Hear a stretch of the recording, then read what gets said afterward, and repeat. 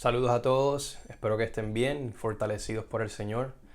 Quiero en este video hablar específicamente de la oración de la amidad, la cual había introducido en un video anterior, el que pueden encontrar el enlace aquí en este video.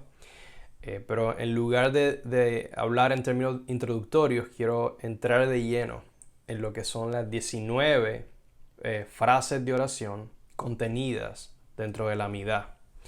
De hecho, cuando se comienza esta recitación, lo primero que se dice antes de entrar en las 19 oraciones en sí, es el Salmo 51, verso 15, que dice: Mi Señor, abre mis labios para que mi boca proclame tu alabanza. Qué poderosa esa frase. Muchas veces yo lo hago, hago esta misma oración cuando se encuentra uno, digamos, cansado o sin ese ánimo por orar. Y yo le digo a Dios, le pido al Señor: Señor, abre mis labios, que tu espíritu infunda aliento en mí, para que mi boca se abra y anuncie tu alabanza. Y con esto se inicia este momento solemne de oración, esta audiencia delante del Rey. Hay todo un protocolo que los judíos practicantes tienen, desde dar 3 pasos hacia adelante al comenzar y luego 3 pasos hacia atrás, simbolizando el entrar ante la presencia del Rey. Se tiene la idea de estar teniendo una audiencia delante de Dios como el Rey del universo, el Melech HaOlam, como se le llama entre los judíos, el Rey del mundo, el Rey del universo. Y estas 19 peticiones están de hecho subdivididas en 3 categorías. Las primeras 3 frases o no tanto frases, sino porciones de oración constan de una expresión de bendición o alabanza a Dios. Las siguientes 13 son propiamente hablando peticiones, donde se le pide a Dios por algo. Y las últimas 3 son más bien expresiones de acción de gracias, donde se le da gracias a Dios por algo. Así que tenemos alabanza, petición y acción de gracias, que forman parte de esa estructura general de la amidad. La primera de estas 3 expresiones de alabanza introductoria alaba a Dios como el Dios de las promesas y los pactos. El Dios de Abraham, Isaac y Jacob, el escudo de Abraham, una idea que se deriva de Génesis 15. Y es tan importante como entonces esta teología de oración está basada en los pactos y promesas, algo de lo que he hablado anteriormente. Y es tan fundamental en la teología bíblica de la oración esta idea. La oración bíblica no es mera espiritualidad, no es mi conexión con Dios y ya.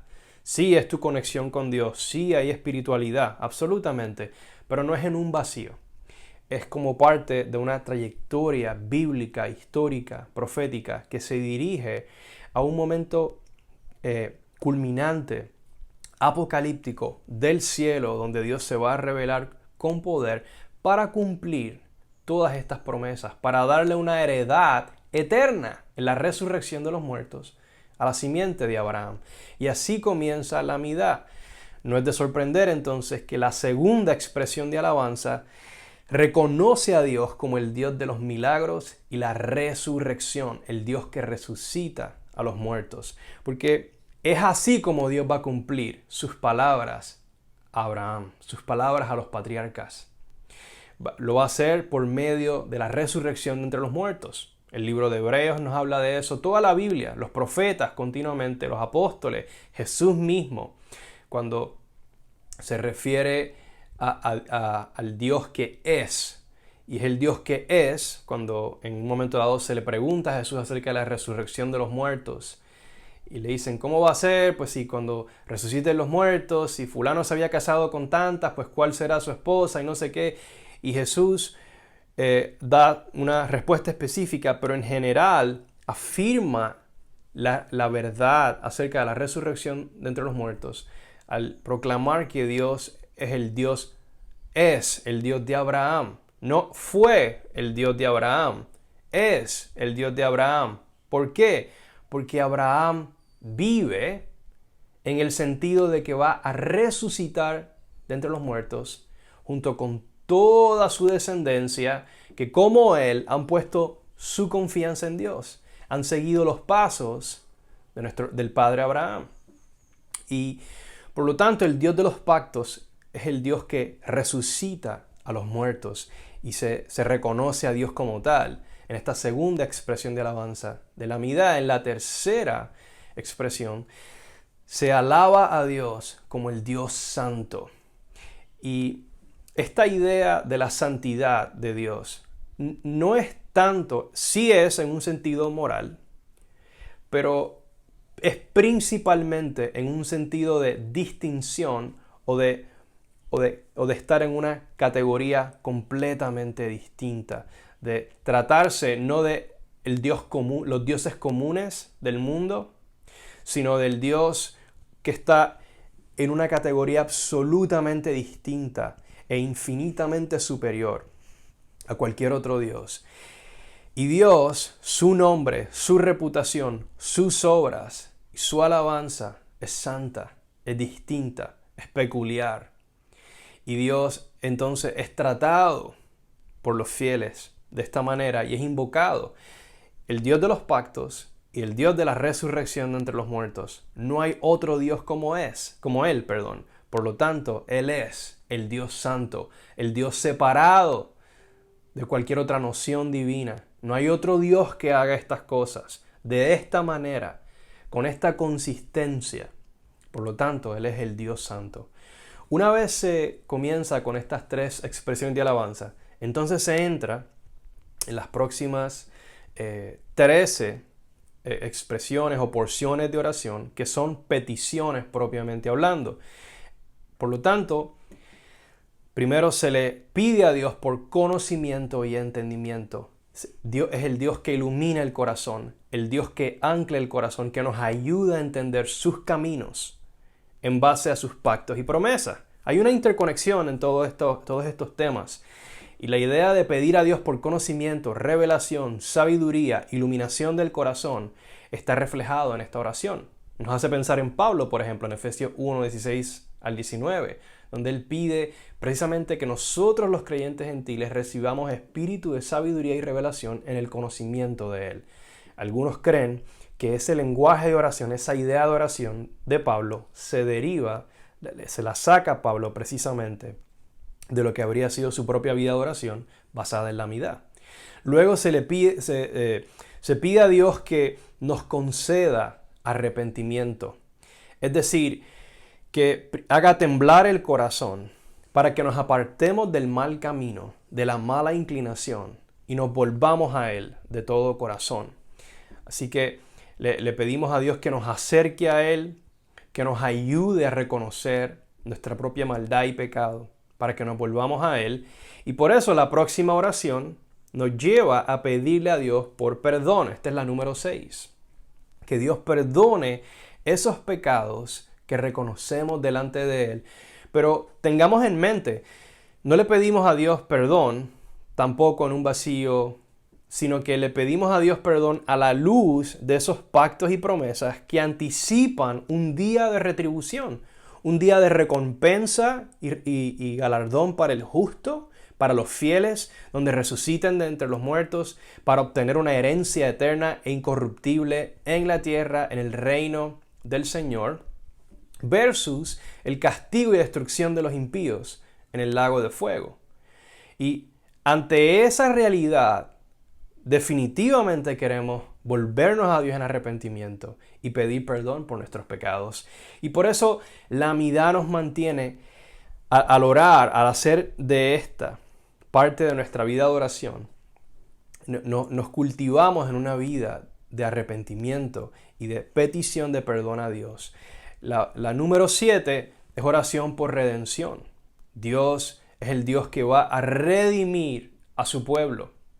De hecho, en términos del pacto, en términos de la narrativa bíblica, Israel, la nación de Israel, con quien Dios principalmente hace el pacto, se encuentra en una posición de vulnerabilidad y prácticamente de exilio. Aunque existe un Estado de Israel, que no es, valga la declaración, el cumplimiento de las promesas. El Estado de Israel no es la restauración del trono de David. El Estado de Israel no es la resurrección de entre los muertos. El Estado de Israel no es de lo que hablaron los profetas. Ha sido ordenado por Dios. Ha sido ordenado por Dios como parte de sus propósitos.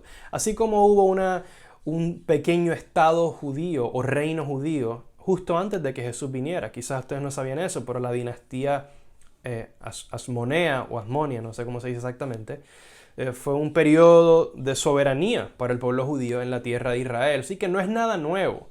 Sin embargo, los gentiles, las naciones, siguen ejerciendo el poderío sobre ellos. Y por lo tanto, la nación de Israel, el remanente de Israel, sigue esperando por una redención final de sus enemigos, de la muerte, para ser reunidos en la tierra para siempre. La número 8 es oración por sanidad. Y esto tiene que ver con las señales que Dios nos da de la resurrección. Cuando Dios sana a un enfermo, cuando Dios sana cualquier tipo de aflicción, cuando Dios echa fuera a un demonio, Dios nos está demostrando que Él efectivamente es el Dios que desea sanar la tierra y el Dios que desea restaurarlo todo como era al principio, sin enfermedad, sin muerte, sin dolor. Y en esta porción, en esta parte de la amidad, podemos orar precisamente porque Dios derrame su poder sanador. Invocamos al Dios como el Dios bendito que sana a los enfermos. También la número 9 es una oración por los años o porque Dios provea por cosecha abundante. Indudablemente, si Dios no hace brillar su sol y hacer que su lluvia caiga, no hay vida en la tierra. Le rogamos a Dios que se compadezca de nosotros, los hijos de los hombres, que se compadezca de su pueblo Israel y provea para nosotros en medio de esta vida. Lo que es interesante, sin embargo, es que esta idea de la cosecha se utiliza metafóricamente, simbólicamente, para hablar de dar fruto. Porque en última instancia, la cosecha final será en la resurrección de entre los muertos, cuando los justos vuelvan a vivir para heredar la tierra y la abundancia de la tierra en el siglo venidero. Por lo tanto, aún esta petición, al igual que la petición por sanidad, tiene una proyección, nos dirige, nos enfoca en última instancia a la esperanza escatológica, a la esperanza de la redención final que Él realizará en la venida de Jesús, en la venida de su Mesías, de su Rey. La número 10 es oración por la reunión, la restauración de los exiliados. Que Dios finalmente reúna a las ovejas dispersas de la casa de Israel, que termine el dominio de las naciones sobre el mundo para que finalmente haya un rey justo, que es a lo que vamos ahora de hecho en las oraciones de la amidad. Y esta reunión implica que las naciones mismas puedan, junto con Israel, asistir a Jerusalén, ascender al monte Sión, como dice Isaías 2, para aprender los caminos del Señor. Así que la esperanza de que Israel sea restaurado, reunido nuevamente en la casa del Señor, en la tierra de Israel, en la ciudad de Jerusalén, es una esperanza aún para los gentiles también. La número 11 es oración por justicia. Que Dios restablezca un gobierno justo, jueces como al principio. Hoy en día hay una continua queja por la manera pésima y corrupta en la que se desempeñan la gran mayoría de los políticos, la gran mayoría de aquellos que quieren asumir responsabilidad gubernamental. En esta petición le rogamos a Dios que finalmente restaure un gobierno justo y jueces justos en toda la tierra, que administren su justicia, su verdad y traiga bienestar, traiga shalom y paz al mundo entero. La número 12 es una imprecación. Es básicamente pidiéndole a Dios que traiga castigo y retribución contra el impío y contra aquellos que engañan, contra aquellos que abusan y buscan desviar al justo del camino recto. Y es una oración que de hecho nos debe hacer temblar. Es decir, no la oramos como si nosotros fuéramos ¿verdad? Los mejores, la oramos con temor a Dios, encomendando a Dios el juicio de aquellos que hacen el mal. En lugar de nosotros querer tomar la justicia en nuestras manos, nosotros lo encomendamos a Dios en oración y que sea Él quien castigue al impío en ese día, finalmente. En ese día. Y por lo tanto, es muy importante teológicamente aquello a lo que nos lleva esta petición número 12 de la amidad. La número 3 es una oración por los justos. Es decir, por aquellos que han puesto su confianza en Dios, que viven conforme a la voluntad del Padre que está en los cielos, tanto judíos como gentiles. Que el Señor los fortalezca, que el Señor los preserve, que el Señor les haga justicia de quienes los persiguen y oprimen. Y es así como bendecimos al Dios que sostiene y protege al impío aún hasta la muerte. La número 14 es una oración por la reedificación de Jerusalén. Que el Señor restaure la ciudad amada y establezca una nueva Jerusalén, que será de hecho el epicentro de una nueva creación, de unos nuevos cielos y una nueva tierra donde habitará la justicia, el anhelo del corazón del justo. Es esto, es la restauración de Jerusalén. Mucho que decir acerca de esto, pero solamente veamos ahora que es parte de este ciclo de oración de la amidad. Dios es el Dios que edificará nuevamente Jerusalén. La número 15 es una oración por la restauración del reino de David. Los discípulos en Hechos 3 le preguntan a Jesús, ¿es ahora que restaurarás el reino a Israel, el reino de nuestro padre David? Y Jesús les dice, no les corresponde a ustedes saber el tiempo ni la época que Dios ha determinado según su propia voluntad. Jesús no les dice, ustedes están confundidos, ¿qué es esa idea de una restauración del reino de Israel? Ustedes no han entendido que yo estoy introduciendo una nueva verdad. No, eso no fue lo que Jesús dice. Jesús afirma esta expectación basada en los profetas, simplemente les dice, no les toca a ustedes saber cuándo Dios va a restaurar ese reino. Así que simplemente esperen y perseveren pacientemente hasta que el Padre cumpla finalmente por esa promesa donde el reino de David, en la persona de Jesús, de Yeshua, el Mesías, sea restaurado y restablecido en la tierra. Ese es el evangelio del reino. Vemos entonces que la amidad está enfocada en lo que podemos llamar como el evangelio, la buena noticia. Isaías 40, por ejemplo, se habla de la buena noticia, el evangelio, el buen mensaje de que Dios restaurará a Sión y reinará sobre Sión por medio de su siervo, el Hijo de David. La número 16 es oración por aceptación, es decir, que Dios acepte las oraciones de su pueblo. Que Dios muestre favor, que no torne su mirada, sino que vuelva su mirada hacia el justo, hacia los que se humillan delante de Él y acepte nuestra oración. Hermanos, Dios no puede ser engañado. La vida de hipocresía no recibe respuesta del Señor. Y con esta petición nos humillamos delante de Él, reconociendo que no nos merecemos esa respuesta divina, pero le rogamos que en su misericordia y compasión nos responda. Las últimas tres son acciones de gracias, como dije, la 17, 18 y 19. En la 17 le damos gracias a Dios por el servicio del templo, que en este caso es un servicio que será restaurado. El templo de Jerusalén será, dijo el profeta Isaías, casa de oración para todas las naciones, para todos los pueblos. Un tema amplio, en alguna otra ocasión hablaré en detalle de eso, pero se le da gracias a Dios por eso. Finalmente se le da gracias por su bondad, por su disposición tierna y compasiva hacia los hijos de los hombres, hacia Israel, aún en su perversión. Dios es paciente y misericordioso y concede bendición y favor. Y finalmente se le da gracias a Dios por la paz, por el bienestar, aún el bienestar que provee en esta vida, como anticipación del bienestar eterno que traerá al mundo en la venida de su Hijo.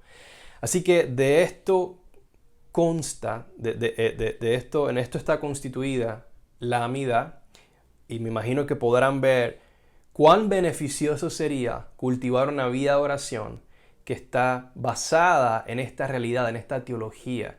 Y como dije en ese video anterior, esto fue lo que informó la vida de oración del propio Jesús y sus discípulos.